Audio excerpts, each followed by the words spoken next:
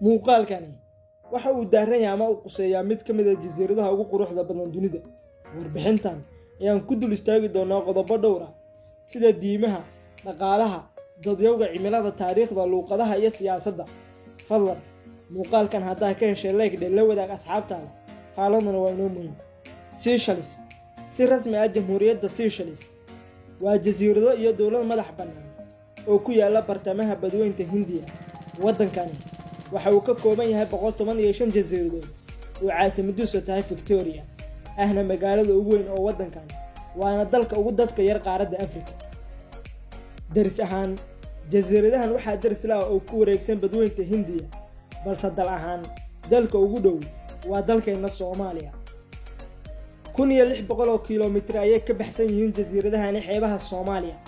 Kolka aad ku sugan tahay magaalo xeebeedda Kismaayo, jasiiradaha Seychelles iyo magaalada Boosaaso waxaa ku dhowaanaysa Seychelles. Wadamada iyo dhulalka jasiiradaha kale ah ee daris kale oo u dhow waxaa ka mid ah Comoros, Madagascar iyo Mauritius. Dhanka taariikh ahaan lama hayo inay dad ku noolaan jireen jasiiradahani wixii ka horreeyay qarnigii 17aad.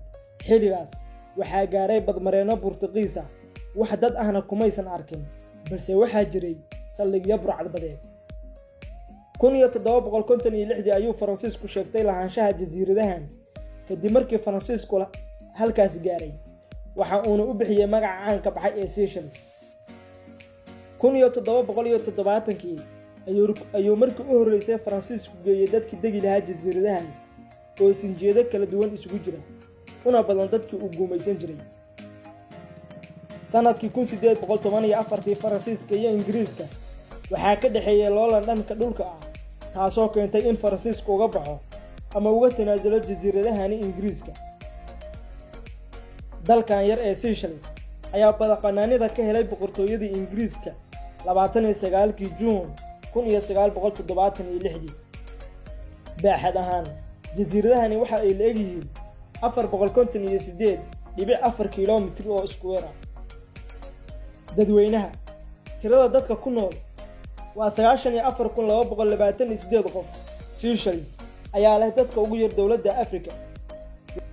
Luqadaha rasmiga ee Seychelles, Faransiiska iyo Ingiriiska waa luqadaha rasmiga oo ay weheliyaan luqadda Seychelleska oo asal ahaan ku salaysan Faransiiska.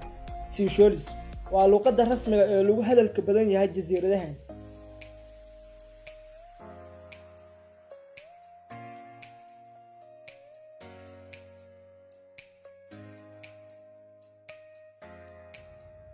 qaab dhismeedka siyaasadeed, Seychelles waxay xubin ka tahay Midowga Afrika, Bulshada Horumarinta Koonfurta Afrika, Ururka Barwaaqo Sooranka iyo Qaramada Midoobay. Dalku waxa uu leeyahay xasilooni siyaasadeed oo wanaagsan oo leh dowlad si dimuqraadi ah loo soo doorto.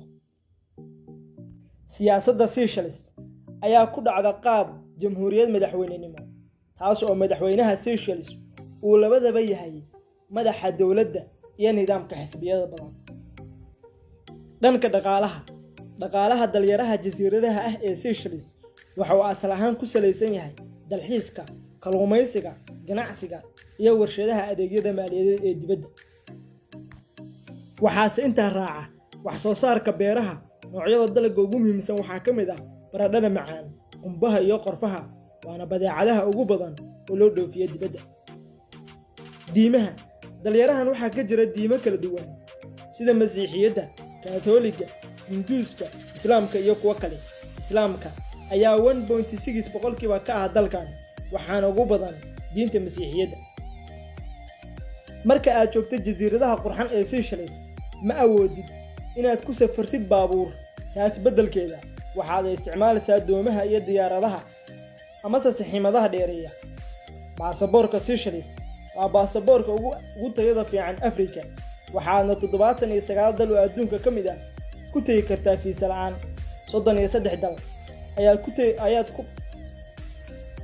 33 dal ayaa on arrival ama se markaa tagtid fiisahooda dalban ka dhaca. 85 dal ayaad u baahan tahay inaad fiisa dalbatid inta aadan bixin ka hor. Baasaboorkan ayaa kaalinta 27 kaga jira dunida. Dhanka cimilada, inkastoo jawiga Seychelles uu kulul yahay oo qorraxdu ku dhowdahay sanadka oo dhan. Bilaha ugu wanaagsan dhanka cimilada ayaa ah bilaha Abriil, May, Oktoobar, Noofembar, Diseembar, Janaayo iyo bisha January oo badanaa uu roob da'o. Lacagta dalyarahan laga isticmaalay waa Seychelles Ruby. Koodhka wicitaanka ama furaha kaarka wicitaanka ayaa ah 0+248. Madaxweynaha waddankan ayaa lagu magacaabaa Wavel Ram Kalawa, halka madaxweyne ku-xigeenkana uu yahay Abdullahi Aviv.